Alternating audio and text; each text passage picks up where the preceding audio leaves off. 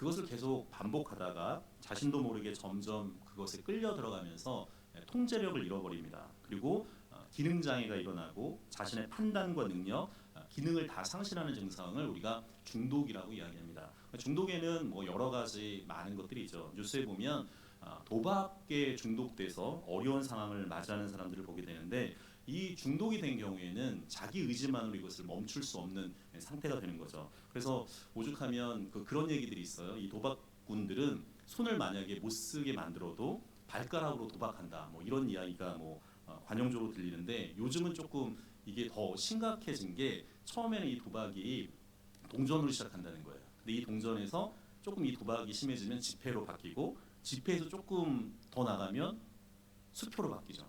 수표에서 더 나가면 뭔지 아세요? 땅 문서가 되는 거예요.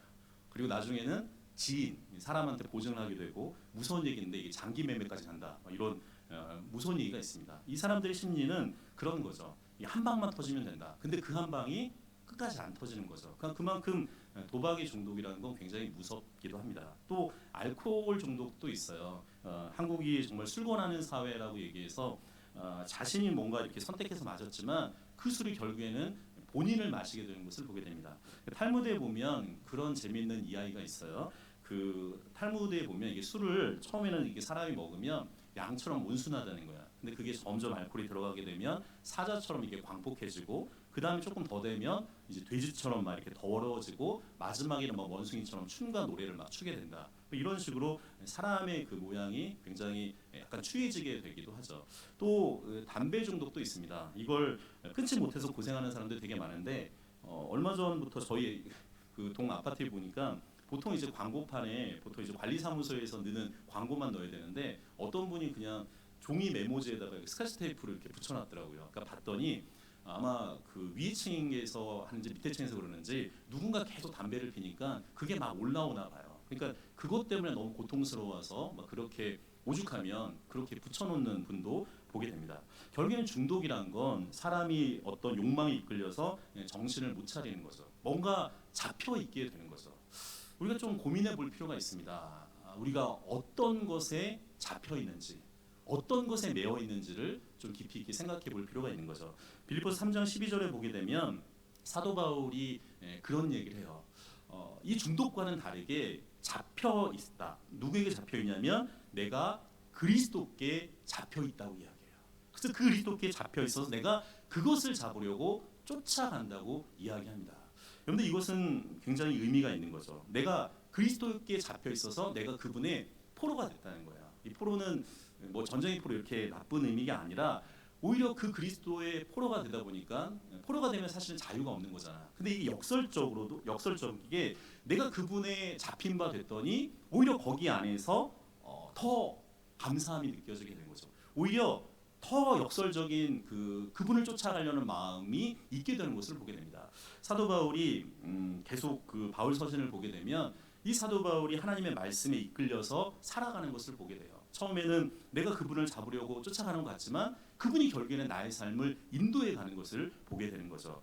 오늘 여러분들이 보고 있는 이 시편 119편은 말씀의 시편이라고도 이야기합니다. 이게 176절까지 있게 되는데, 우리가 히브리어가 보통 22자가 있어요. 그래서 곱하기 8을 하게 되면 176절인데, 오늘 성경 이 시편 119편은 워낙 유명한 성경 장이기도 한데, 성경에서 가장 많은 절이 있게 되죠. 그래서 아까 설명드린 것처럼 알파벳, 그 히브리 알파벳이 22개가 있는데, 거기에 이제 잘 보시게 되면 8절씩 그렇게 나눠져 있어요. 그래서 22 곱하기 8하면 176절이 되게 되는데, 오늘 성경 이 97절부터 104절까지는 그 히브리어 맴이라고 하는데 그 연이 되게 되는 것을 보게 됩니다. 그러니까 우리나라 뭐 이렇게 가나다라 뭐 이렇게 순으로 되어져 있게 되는데, 오늘도 역시 말씀에 대한 사랑이 여기 담겨져 있는 것을 보게 되죠. 우리 97절에 있는 말씀을 한번 같이 읽겠습니다. 97절입니다.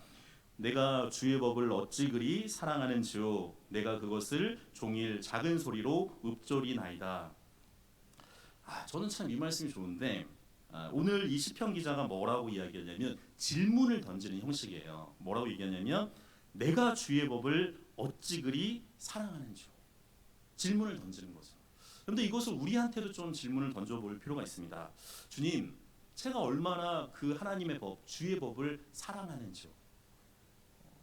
이게 놀라운 질문이잖아요. 본인한테 그렇게 질문해. 내가 너무너무 그분이 좋으니까, 그 하나님의 법이 좋으니까, 그 말씀이 좋으니까 어찌 그리 사랑스러운지요. 그렇게 이제 고백하면서 오늘 이 연이 시작되게 되는데, 오늘 하반절에 보게 되면 그런 얘기를 해요. 뭐라고 돼 있죠? 내가 그것을 종일 작은 소리로 읊조리나이다. 근데 이 하나님의 법이라는 거, 우리 법그럼이 굉장히 딱딱한 것 같은데 그렇지 않아요. 오늘 성경은 뭐라고 얘기하냐면 그것을 종일 작은 소리로 읊조리나이다. 그리고 우리 99절에 있는 말씀도 한번 읽어볼까요? 99절입니다. 내가 주의 증거들을 늘 읊조림으로 나의 명철함이 나의 모든 스승보다 나으며. 근데 이 읊조린다, 이것은 이제 묵상이라고 이야기하는 거죠. 근데 묵상은 결국에는 생각하는 거예요. 사랑하고 자유로운 마음으로 하는 거죠. 하나님의 말씀을 즐기고 있는 것을 보게 됩니다. 우리가 보통 그 욕을 하게 되면, 이게 소리의 세계와 말씀의 세계가 좀 다른데, 소리의 세계는 욕을 하게 되면 사람은 거칠어지게 되고요. 그리고 굉장히 나쁜 생각을 하게 되고 사람이 굉장히 러프해지는 것을 보게 돼요. 근데 이제 진짜 신기한 건 뭐냐면, 한번 그 실험을 한번 해보시면 되게 좋은데, 본인한테 말씀의 실험을 한번 해보는 거죠. 제가 일전에 그런 적이 있었는데, 우리가 시편 23편 1절에 그거잖아요. 여호와는 나의 목자시니 내가 부족함이 없으리로다. 이게 그냥 한 절인 것 같은데 일주일 동안 한번 여러분들 그 말씀 한 구절만 읊조리면서 묵상을 하면 또요 달라져요. 진짜 신기해요. 여호와는 나의 목자시니 내가 부족함이 없으리로다. 한 절밖에 안 되는데, 여호와는 나의 목자시니 내가 부족함이 없으리로다. 그 한 절밖에 되는 말씀이 아닌데, 그 말씀을 암송하고 묵상하고 하다 보면 처음에는 내가 이 말씀을 암기하고 묵상하지만, 작은 소리로 읊조리지만 그 말씀이 나를 뒤엎는 것을 보게 돼요. 제가 예전 교회에서 마지막 그 하늘나라 가실 때, 별세할 때 한 분을 만나 뵀는데, 이분이 뭐 하여간 그 나름대로 굉장한 분이었던 것 같아요. 그러니까 학교도 뭐 우리나라에 제일 좋은 데를 가셨고, 이런 뭐 50년대 어간에 유학을 갈 정도였으니까, 그 연세대학교 그 총장 중에 백낙준 박사가 있는데, 그분 다음에 두 번째로 미국의 대학을 그 대학을 갔던 분이기도 한데, 이분은 유머도 굉장히 많았던 분이에요. 본인 그때 90세 하늘나라 가셨는데 마지막에 저 볼 때 뭐라고 얘기했냐면, 목사님 제가 잘못하면 100살까지 살 것 같아요. 막 이런 농담도 하셨던 분인데, 그때 시편 23편 그 말씀을 이분과 함께 나눴던 기억이 납니다. 그분이 지식이나 여러 가지 많은 것들이 훨씬 더 월등하신 분인데 그런 얘기를 해요. 여호와는 나의 목자시니 내가 부족함이 없으리로다. 목사님, 제가 90평생을 살았는데 이 한 절 말씀이 내 삶을 이끌어가고, 그 다음 말이 저는 되게 멋진 말이었는데, 내 삶을 해석해 준 것 같습니다. 저는 그 얘기를 듣는 순간에 그분의 삶을 조금 알았기 때문에 이게 그 약간 소름이 돋는 그런 생각이 들었어요. 정말 하나님의 말씀이 이런 거구나. 그런데 우리가 보통 공부라는 건 그 헬라식적 접근인 거잖아요. 그러니까 지식과 이성, 경험으로 어떤 것을 판단하게 되는데, 묵상이란 건 사랑하고 그대로 받아들이는 거죠. 그냥 그 하나님의 말씀을 그대로 받아들이는 거예요. 가슴으로 받아들이는 거죠. 그 말씀은 그 말씀 자체로 받아들이는 거예요.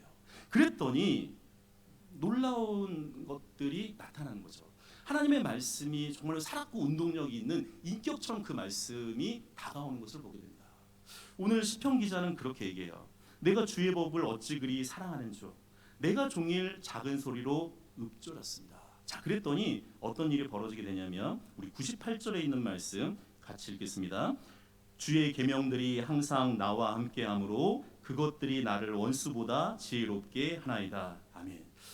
여기 중요한 말씀이 나오죠. 주의 계명, 그 하나님의 말씀이 그다음 뭐라고 돼 있죠? 항상 나와 함께함으로. 성경에서 가장 큰 복은 동행인 거잖아요. 하나님과 동행하는 사람이 가장 큰 복을 누리는 사람인 거잖아요. 근데 오늘 이 시편 기자는 그런 복을 누리는 거죠. 주의 계명들이 항상 나와 함께 한다. 여러분 예전에 제가 얼마 전에도 신방 그 주중에 이제 남성구역 또 이사 신방이 있어서 갔다 왔는데, 학교 선생님이었던 그 집사님하고 이제 여러 가지 얘기를 하면서 그런 얘기를 나눴어요. 예전에는 저 어렸을 때 초등학교만 해도요, 그 방학이 되면 선생님께 이렇게 손편지를 썼던 기억이 나요. 쓰신 기억 나시죠? 그러면 손편지를 쓰면요, 그때는 반도 굉장히 많았는데 저희 때는 막 60명, 오전 오후 반도 막 있고 그랬는데 선생님이 편지를 그렇게 딱 보내면요, 그 편지 봉투에다 우표가 딱 그 소인이 찍힌 그 선생님 이름으로 된 편지가 와요. 경험 없으세요? 자, 제가 그렇게 오래 건 아닌 것 같은데 그 옛날에 그 선생님들 80년대 선생님들이 정말로 일일이 제자들한테 그 필체도 너무 거의 너무 이쁘신 필체인데 아직까지도 기억나는데 그 편지를 딱 받아봤을 때 너무 좋은 거예요. 그래서 제가 그때 파일에다가 이렇게 1학년 때 썼던 뭐 선생님 2학년, 3학년, 6학년 때까지 편지를 이렇게 방학 때 선생님 때 쓰면 선생님이 주신 그 편지를 이렇게 간직을 한 기억이 나는데 그게 너무 좋은 거예요. 그러니까 예전에는 선생님이 너무 그 수업할 때는 어려웠는데 방학 때 선생님한테 편지를 딱 쓰면 선생님이 저에 대해서 막 칭찬하고 여러 것들을 딱 써주는데 읽으면 읽을수록 지금도 약간 뭉클한데 감동이 있어요. 여러분들 성경은 그런 거죠. 여러분들 편지라는 건 편지의 글만 보는 게 아니라 그 글을 썼던 사랑하는 사람의 얼굴이 보여지는 거잖아요. 이 편지를 보는 사람들은 그 편지를 쓴 사람의 얼굴을 보는 것과 같은 거죠. 여러분 성경도 그런 거예요. 이 시편 기자는 하나님의 말씀, 하나님의 계명이 사랑의 편지로 다가오는 거죠. 이 성경이 뭔가 나에게 지식적으로 뭔가 이렇게 외워야 되고 막 이런 그런 것들이 아니라 그냥 하나님의 사랑의 편지고 거기 안에 사랑이 막 담겨져 있는 거예요. 그걸 이 시편 기자가 구구절절 거기 안에 담겨져 있는 거죠. 사랑하는 성도 여러분, 성경 66권 1189장이 하나님의 사랑의 편지로 담겨져 있어요. 근데 그런 마음으로 성경을 읽어가면 그 하나님의 인격이 여기 안에 그 글자 한 마디 한 마디 가운데 담겨져 있는 것을 체험하게 되는 거죠. 말씀을 다시 한번 읽어보시면 우리 99절에 있는 말씀 다시 한번 읽어보겠습니다. 같이 읽겠습니다. 내가 주의 증거들을 늘 읊조림으로 나의 명철함이 나의 모든 스승보다 나음으로. 그런데 이러한 사랑의 편지가 여러분 삶 가운데 함께 젖어들기를 간절히 소망합니다. 오늘 100절에 있는 말씀 같이 읽어보겠습니다. 시작. 주의 법도들을 지킴으로 나의 명철함이 노인보다 나으니라. 근데 얘부터 노인은 지혜의 상징이자 권위의 상징인 거죠. 근데 오늘 성경은 뭐라고 얘기하냐면 내가 주의 법도를 지킴으로 나의 명철함이 노인보다 낫다고 이야기해요. 그러니까 이 하나님의 말씀이 제가 늘 저는 이렇게 좀 해석하는데 하나님의 말씀이 처음에는 우리가 눈으로 보잖아요. 근데 이 눈으로 보는 말씀이 어디로 들어가야 되냐면 마음으로 이제 새겨지는 거죠. 그리고 이 마음에 새겨진 말씀이 우리의 손과 발로 움직여져서 생활 속의 신앙으로 나가야 되는 거잖아요. 오늘 이 시편 기자는 이제 100편에 뭐라고 얘기하냐면 주님의 말씀, 그 말씀이 단순히 눈으로만 오는 게 아니라 내 마음에 새겨지고 그 마음에 새겨진 말씀이 나의 손과 발이 움직여서 삶 가운데 그 말씀이 역사를 하기 시작하는 거예요. 자, 그랬더니 오늘 성경에 뭐라고 이야기하냐면 나의 명철함이 노인보다 낫다고 이야기하게 되는 거죠.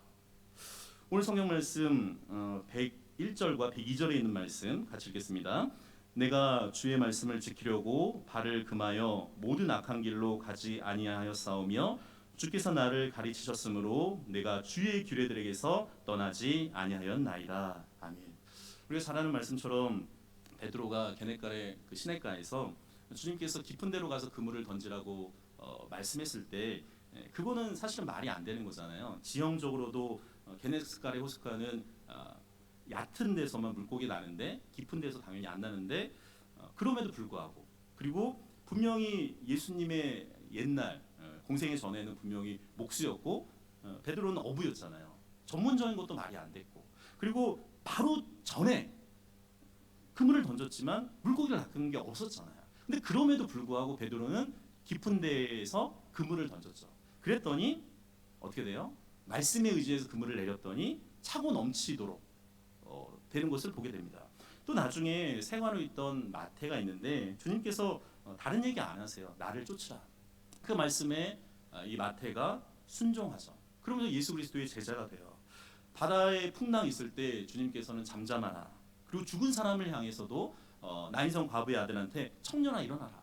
그랬더니 그가 일어나요.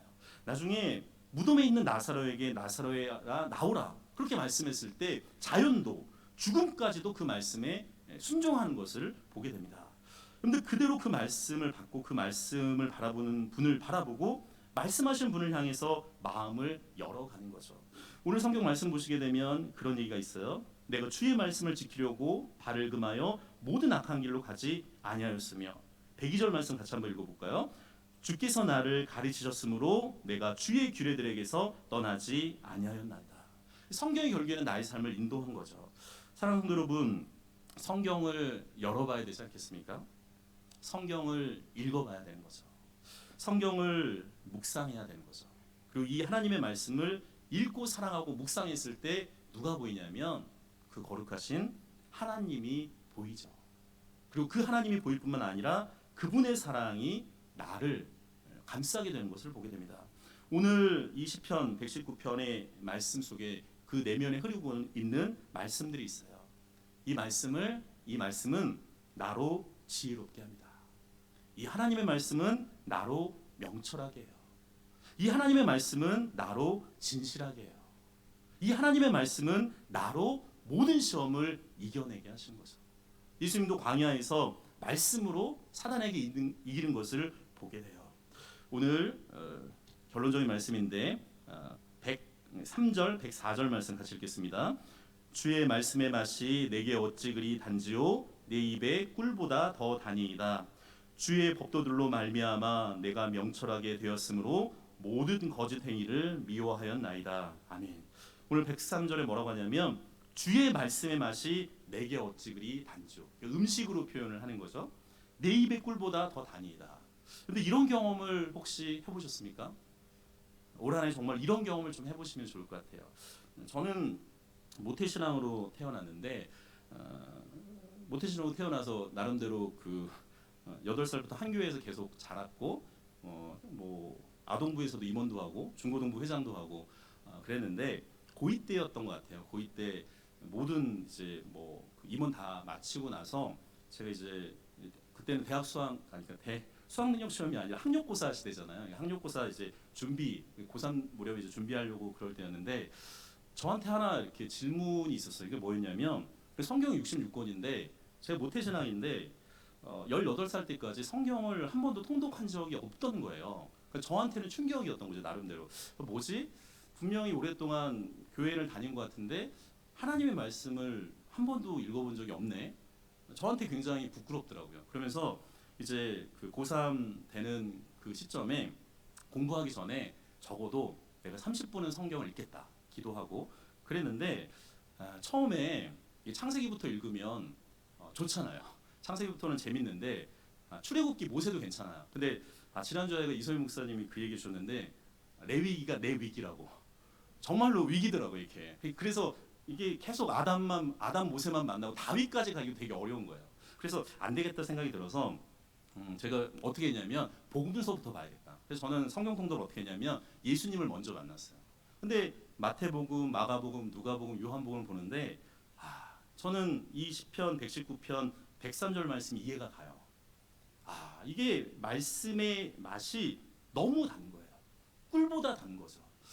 예수 그리스도가 얼마나 나의 삶의 주인인지를 깨닫게 되고 그 말씀이 나를 이끌어가는 것을 깨닫게 되는 것을 경험하게 됩니다. 그리고 나중에 그 말씀이 결국에는 역사를 하니까요. 어느 부흥회를 갔는데 그 부흥회 때 하나님께서 저를 인격적으로 만나게 되는 것을 체험하게 돼요. 정말로 말씀이 이런 거구나 깨닫게 되는 거죠. 오늘 성경 말씀 104절에 뭐라고 얘기하냐면 주의 법도들로 말미암아 내가 명철하게 되었으므로 모든 거짓 행위를 미워하게 됐다고 이야기합니다. 사랑하는 성도 여러분, 성지교회는 올 한해 말씀으로 새로워지는 교회가 되기를 소망하면서 나가고 있습니다. 그런데 정말로 말씀은 능력임을 믿습니다. 그 말씀으로 우리가 새로워질 뿐만 아니라 그 말씀이 우리 삶과 이 성지교회를 인도하는 한 해가 되어지기를 간절히 축원드립니다. 우리 함께 찬양하겠습니다. 찬양은 주님 말씀하시며 같이 찬양하겠습니다.